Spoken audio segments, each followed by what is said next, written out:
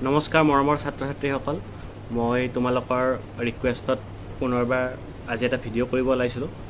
তোমালোকক আগতেই মই কৈছোঁ যে উচ্চতৰ মাধ্যমিক দ্বিতীয় বাৰ্ষিক কলা শাখাৰ ৰাজনীতি বিজ্ঞানৰ আমাৰ বিদ্যালয়ত শিক্ষক নাই, গতিকে কিছুমান ছাত্ৰ ছাত্ৰীয়ে মোক ফোনযোগে বা হোৱাটছএপ যোগে মোক মানে বিভিন্ন দিশত পৰামৰ্শ লয় ৰাজনীতি বিজ্ঞানৰ, আৰু মই যিখিনি পাৰোঁ মই সহায় কৰোঁ। আৰু তোমালোকৰ ৰাজনীতি বিজ্ঞানৰ যিখিনি চিলেবাছ নতুনকৈ দিছে কিছু অংশক মানে কৰ্তন কৰা হৈছে, আৰু তাৰ ওপৰত বহু শিক্ষকে ভিডিঅ' বনাইছে, কিন্তু জাষ্ট ইংলিছত যিবিলাক ভিডিঅ' মানে তাত ইংৰাজীত টপিক যিখিনি লিখি দিছে সেইখিনি আকৌ ভিডিঅ'বিলাকত কৈছে মই চাইছোঁ। আৰু মোৰ ৱাইফো পলিটিকেল ছায়েন্সৰ টিচাৰ, তেখেতে অকণমান মানে ঘৰুৱা ব্যস্ততাৰ কাৰণে তেনেকুৱাকৈ সময় পোৱা নাই চাব। আকৌ মোৰ লগৰ বহুকেইগৰাকী পলিটিকেল ছায়েন্সৰ টিচাৰ আছে, তাহাঁতৰ লগতো মই ডিছকাছ কৰিছোঁ তোমালোকৰ সুবিধাৰ কাৰণে।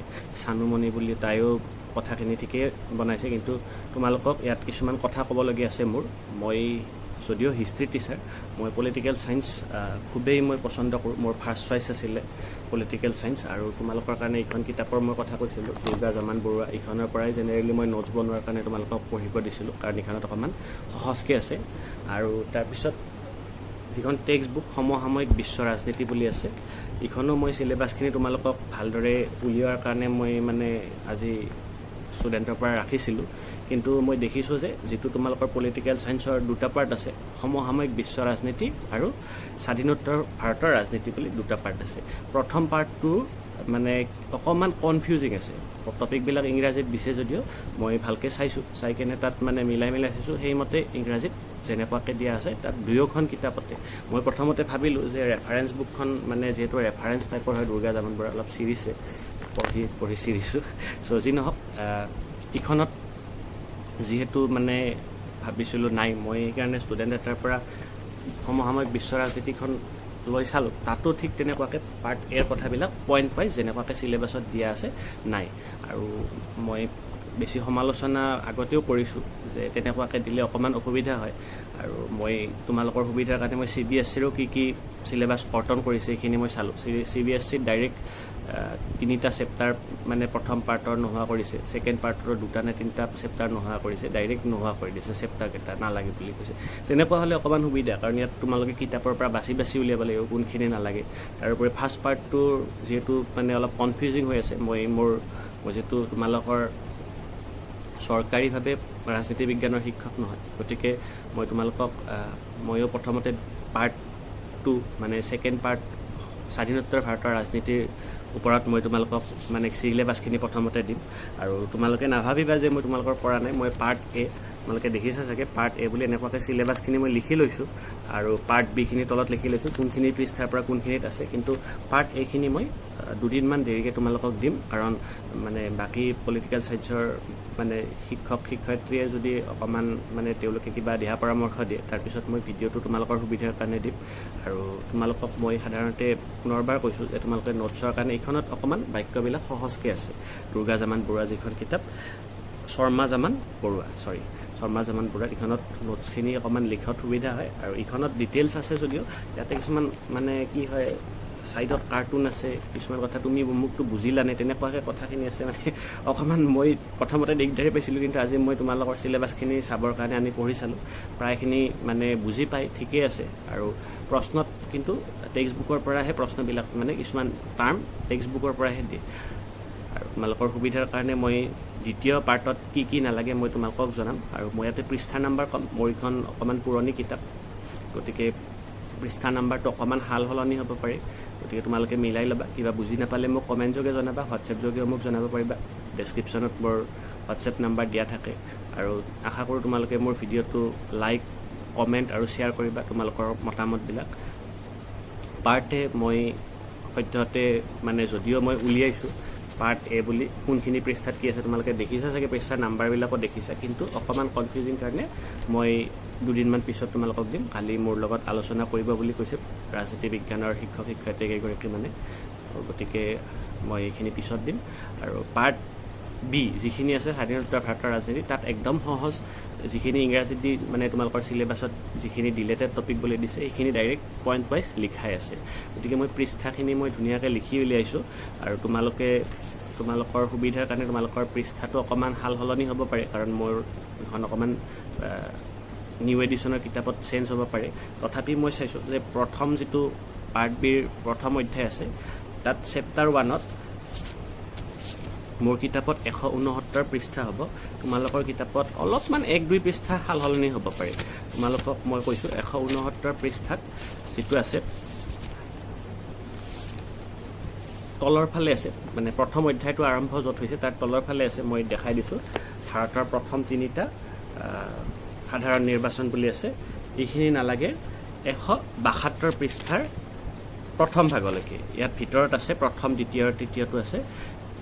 172 পৃষ্ঠাৰ ওপৰলৈকে নালাগে। তলত যিখিনি আছে ৰাষ্ট্ৰীয় পৰ্যায়ত কংগ্ৰেছৰ আধিপত্যৰ প্ৰকৃতি, এইখিনি কিন্তু লাগিব।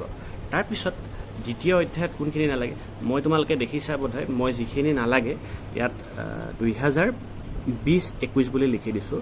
তোমালোকে মানে কি হয়, কিতাপ কাটি দিব ভাল নালাগে, টপিকখিনি ভৱিষ্যতে তোমালোকক লাগিব। আৰু ছেকেণ্ড ইয়াৰৰ পলিটিকেল চায়েন্সখন খুবেই ইম্পৰ্টেণ্ট, ভৱিষ্যতে তোমালোকে কম্পিটিটিভ এক্সাম দিলে। সেইকাৰণে মই ছেকেণ্ড ইয়াৰ পলিটিকেল চায়েন্সখন খুব ভালদৰে মানে পঢ়োঁ বা ভালো পাওঁ। গতিকে তোমালোকে তেনেকুৱাকৈ 2020-21 বুলি লিখি দিবা, যাতে তোমালোকে বুজি পোৱা এইখিনি সময়ত নালাগিছিলে, ভৱিষ্যতে কিন্তু লাগিব। তাৰপিছত যিটো তোমালোকৰ দ্বিতীয় অধ্যায় দিছে, ইংৰাজী টাৰ্মটো তাতে যিয়ে নাথাককে মই তোমালোকক একদম কোনখিনিত আছে এইখন ৰেফাৰেঞ্চ বুকৰ পৰা সহজকৈ দিছোঁ। 193 পৃষ্ঠাত আছে। মই পৃষ্ঠা নাম্বাৰটো মোৰ কিতাপত 193 কাৰণে 93 বুলি লিখিছোঁ।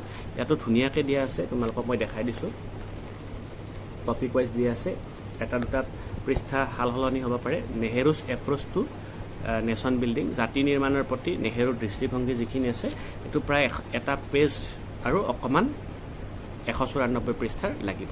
তলত যিখিনি আছে দেশ বিভাজনৰ ইয়াৰ প্ৰভাৱ, এইখিনি কিন্তু তোমালোকৰ মানে লাগিব। গতিকে 193 পৰা 194 পৃষ্ঠাৰ কিছু অংশ নালাগে, তোমালোকে বুজি পাবা। যিটো পাঠটো মানে যিটো হেডিং দিয়া আছে, ইয়াতে এনেকুৱাকৈ যিটো হেডিং দিছে, এই হেডিংটো 194 পৃষ্ঠাত এইখিনিত শেষ হৈছে, গতিকে তোমালোকে বুজি পাবা।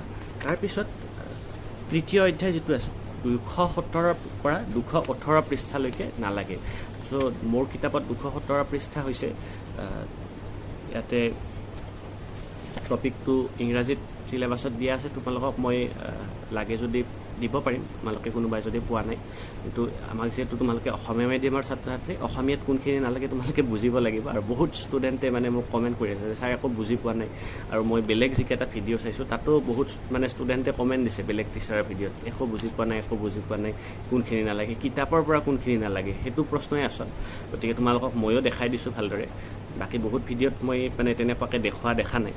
আৰু তোমালোকৰ নিজৰ বিদ্যালয়ৰ শিক্ষক শিক্ষয়িত্ৰীয়ে নিশ্চয় ভালদৰে তোমালোকক বুজাব বুলি মোৰ আশা আছে। তথাপি আমাৰ বিদ্যালয়ত শিক্ষক মানে ৰাজনীতি বিজ্ঞানৰ নাই কাৰণে মই ছাত্ৰ ছাত্ৰীৰ সহায় হ'ব বুলি এইখিনি আগবঢ়াইছোঁ। তাৰপিছত চোৱা 217 পৃষ্ঠাত এইখিনি লিখা আছে, মই ইয়াতে চিন দি লৈছোঁ। দুৰ্ভিক্ষ আৰু পঞ্চবাৰ্ষিক পৰিকল্পনা স্থগিতকৰণ, এইখিনি হ'ব লাগে। ইয়াতে মই 217-18 বুলি ইয়াতে লিখা আছে, 217-18 বুলি লিখি থৈ দিছোঁ। চ' তোমালোকে এইখিনি 2020-21ত নালাগে। গতিকে তোমালোকে তাৰপিছত চোৱা, মই এবাৰ আকৌ চিলেবাছৰ ইয়াতে এটা পইণ্টটো চাইছোঁ, ইংৰাজী পইণ্টটো কেনেকুৱাকৈ আছে। ইয়াতে মই 2020-21 বুলি মানে লিখা নাছিলোঁ। চ' মই পুনৰবাৰ চাই তোমালোকক জনাই আছোঁ। হয়, ঠিকে আছে। ইউনিট 3 বুলি লিখিছে, ফেমাইন and suspension of 5-year planes, এইখিনি নালাগে। তাৰপিছত চোৱা, চতুৰ্থ অধ্যায়ত তোমালোকৰ 233 পৃষ্ঠা মোৰ কিতাপত, তোমালোকৰ একেই হ'ব চাগে।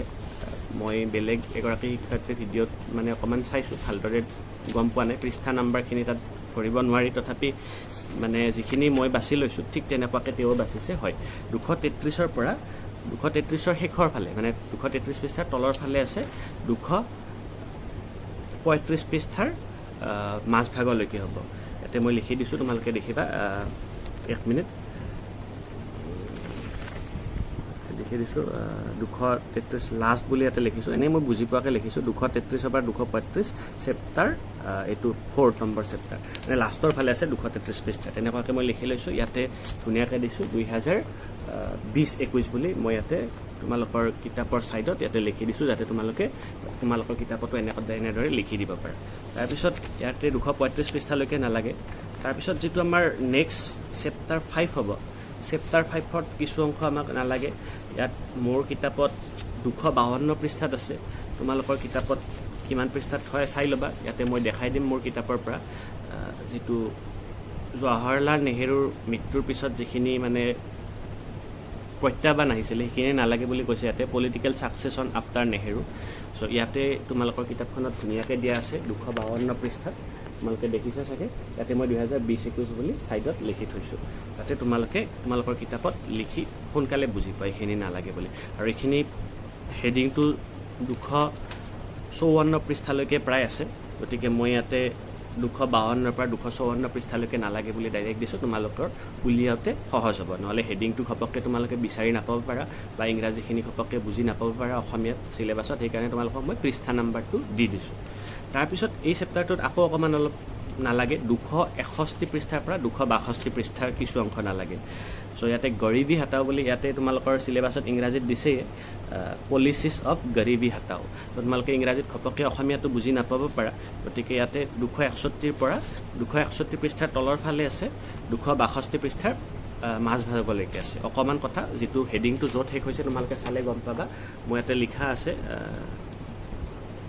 গৰিবী হটাও এইখিনি অংশত লিখা আছে গৰিবী হটাও বুলি যেটো পইণ্ট আছে তাত মই 2020-21 বুলি লিখি অলৰেডি থৈছো মই আগতীয়াকৈ থৈছিলো কিন্তু যেহেতু মই হিষ্ট্ৰী টিচাৰ এইকাৰণে খপককে ভিডিঅ'টো মই বনোৱা নাছিলো তোমালোকৰ অনুৰোধত মই আপলোড কৰিছো তাৰ পিছত চেপ্টাৰ 6 আমি চেপ্টাৰ 6ত 274 পৰা 275 পৃষ্ঠালৈকে নালাগে ইয়াতে কি আছে আমি চাওঁ মই পৃষ্ঠা নাম্বাৰখিনি লিখি লৈছিলো 274 তোমালোকৰ কিতাপত একেই হ'ব লাগে যদি অকমান চেঞ্জো হয় তোমালোকে গম পাবা গুজৰাটৰ নৱনিৰ্মাণ আন্দোলন এইখিনি তোমালোকৰ প্ৰায় এটা সৰু পেৰাগ্ৰাফ বুলি ক'ব পাৰি হেডিংটো 275 পৃষ্ঠালৈকে আছে বিহাৰ আন্দোলনখিনি কিন্তু লাগিব মানে এটা পেৰাগ্ৰাফ ইয়াতে নালাগে গুজৰাটৰ নৱনিৰ্মাণ আন্দোলন তাৰোপৰি নেক্সট যেটো সপ্তম অধ্যায় আছে 7 নম্বৰ চেপ্টাৰ আছে 7 নম্বৰ চেপ্টাৰত তোমালোকক 300 পৰা 304 পৃষ্ঠাৰ কিছু অংশ নালাগে মই কি আছে চাই লৈছো বাৰু 300 পৃষ্ঠা তোমালোকৰ একেই হ'ব পাঞ্জাব সংকট বুলি দিয়া আছে পাঞ্জাব সংকট সো পাঞ্জাব সংকটৰ ইয়াতে 300 পৃষ্ঠাৰ পৰা কিছু অংশ ইয়াতে দীঘল আছে 304 পৃষ্ঠাৰ প্ৰথম ভাগলৈকে কাৰণ ইয়াত দুটা পাৰ্ট আছে তোমালোকক নালাগা 1984 চনৰ শিখ বিৰোধী সংঘৰ্ষ এইখিনিও তোমালোকক ইয়াতে নালাগে বুলি দিছে মানে দুটা পাৰ্ট নালাগে বুলি দিছে এটো চেপ্টাৰৰ Punjab crisis and the anti Sikh riots of 1984 গতিকে মই একেলগে আছে যেহেতু তোমালোকক মই ইয়াতে ডাইৰেক্ট তোমালোকৰ সুবিধা হয় 300 পৃষ্ঠাৰ প্ৰথম পেৰাগ্ৰাফটো পিছৰ পৰা 304 পৃষ্ঠালৈকে 304 পৃষ্ঠাৰ আগভাগলৈকে কাশ্মীৰ সমস্যাখিনি লাগিব তাৰ আগৰখিনি নালাগে তোমালোকে বুজি পাবা মই এবাৰ দেখাই দিছো পাঞ্জাব সংকট ইয়াৰে পৰা তোমালোকে 304 পৃষ্ঠাৰ প্ৰথম পেৰাগ্ৰাফটোলৈকে তোমালোকক নালাগে তাৰ পিছত তোমালোকে চোৱা তোমালোকৰ নেক্সট যেটো চেপ্টাৰ থাকিব 8 নম্বৰ চেপ্টাৰটো কিন্তু কোনো ধৰণৰ কৰ্তন কৰা নাই আৰু আমাৰ যিখন সিলেবাস দিয়া হৈছে সিলেবাসত অকমান ভুল হৈছে মানে মোৰ মতে ভুল হৈছে বাকি টিচাৰ বিলাকে আকৌ কোৱা নাই কিন্তু মোৰ মতে ভুল কি হৈছে তাতে ইউনিট 8 বুলি দিছে ইউনিট 8 মানে আমি আসলতে চেপ্টাৰ 8 বুলি ভাবিম কাৰণ ইউনিট 8 নেপাকে প্ৰত্যেকটোত মিলি আছে ইউনিট 1 বুলি যত দিছে তাতে প্ৰথম চেপ্টাৰৰ কথা আছে আৰু ইয়াতে থিম বুলি দিয়া নাই আমাৰ হিষ্ট্ৰী সিলেবাসত থিম বুলি ব্ৰেকেটত দিয়া আছিল অকমান বেলেগকে দিয়া আছিল পলিটিক্যাল সায়েন্সত অকমান কনফিউজিং হৈছে ইয়াতে ইউনিট 8 বুলি দিছে কিন্তু ইউনিট 8 ৰ এটো যেটো ইয়াতে পইণ্ট আছে implementation of Mandal Commission report এটো ইউনিট 8 ত মানে অষ্টম অধ্যায়ত নাই অষ্টম অধ্যায়টো তোমালোকক গতেই লাগিব যেটো ইয়াতে এতিয়ালৈকে কৰ্তন কৰা নাই গতিকে অষ্টম অধ্যায়টো তোমালোকৰ কোনো মানে ভাল হলনি হোৱা নাই মণ্ডল ৰিপৰ্টটো অকমান পিছত আছে আমি আলোচনা কৰিম তাৰ পিছত তোমালোকে চেপ্টাৰ 9 ত যোৱা 355 পৃষ্ঠাৰ পৰা 357 পৃষ্ঠালৈ নালাগে বুলি মই আগতীয়াকৈ লিখি লৈছো ইয়াতে আছে ইউনাইটেড ফ্ৰন্ট কোয়ালিশন গভৰ্ণমেণ্ট 2020-21 মই লিখি থোৱা আছিল আগতে 2020-21 ইয়াতে লিখি লৈছো তোমালোকে তেনেকুৱাকৈ লিখি লবা এইখিনি 355 পৃষ্ঠাৰ পৰা তলত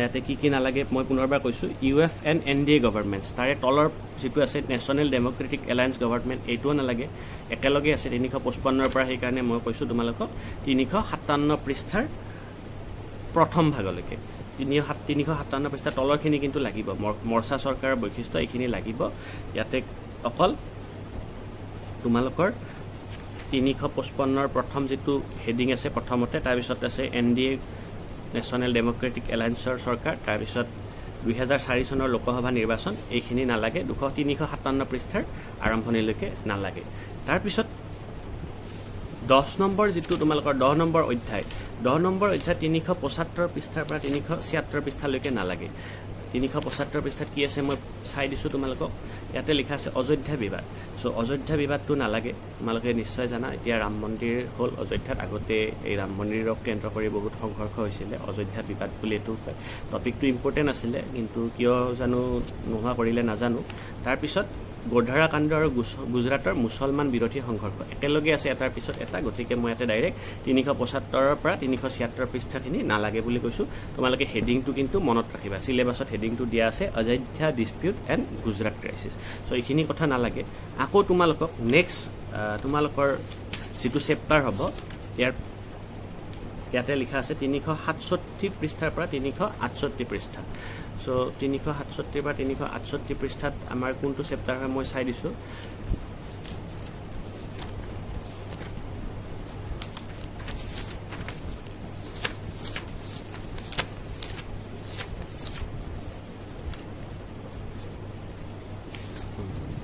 ইখন কিতাপত দশম অধ্যায় বুলি দিছে ৰিসেন্ট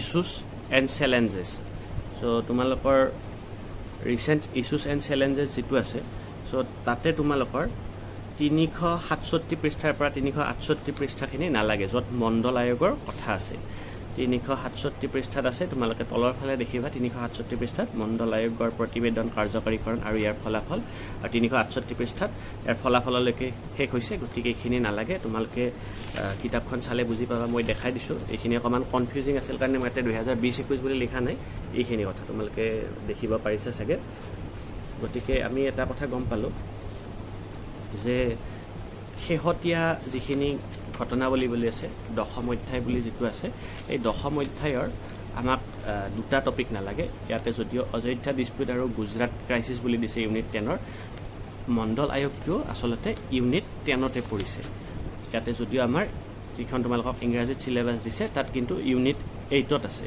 গতিকে তোমালোকে কনফিউজন নহবা ইউনিট 8 মানে যে মণ্ডল ৰিপৰ্ট অষ্টম অধ্যায়ত থাকিব এটো নহয় তো দশম অধ্যায়ত আছে আৰু অযোধ্যা আৰু গুজৰাট ক্ৰাইসিস যেটো আছে অযোধ্যা ডিসপিউট আৰু গুজৰাট ক্ৰাইসিস হেতু তোমালোকৰ Ayodhya dispute and Gujarat riots so এটো তোমালোকৰ 10 নম্বৰ অধ্যায়ত আছে গতিকে সেকেন্ড পাৰ্টৰ কথাখিনি তোমালোকে সহজ বুজি পাবা ধুনিয়াকৈ ইয়াতে আছে কিতাপত মিলাই তোমালোকে চিন দি লবা 2020-21 বুলি আৰু প্ৰথম যেটো তোমালোকৰ পাৰ্ট আছে তাৰ কাৰণে মই তোমালোকক পুনৰবাৰ কৈছো মই লিখি লৈছো কিন্তু তথাপি তোমালোকৰ মানে অইন ৰাজনীতি বিজ্ঞানৰ শিক্ষক শিক্ষাৰ্থীৰ লগত আলোচনা কৰি মই তোমালোকক ভিডিঅ'খিনি দিম দুদিনমান দেৰিকে গতিকে তোমালোকে এইখিনি পঢ়ি থাকা আৰু বেছি টান নহয় যিখিনি নালাগে তোমালোকক ভৱিষ্যতে কিন্তু লাগিব second year political science very very important আৰু এছএছ ফাৰ্ষ্ট ইয়াৰৰ যিখন ইণ্ডিয়ান কনষ্টিটিউশ্যন এট ৱৰ্ক আছিল ভাৰতীয় সংবিধান বহুত দৰকাৰী তোমালোকক ভৱিষ্যতে যিকোনো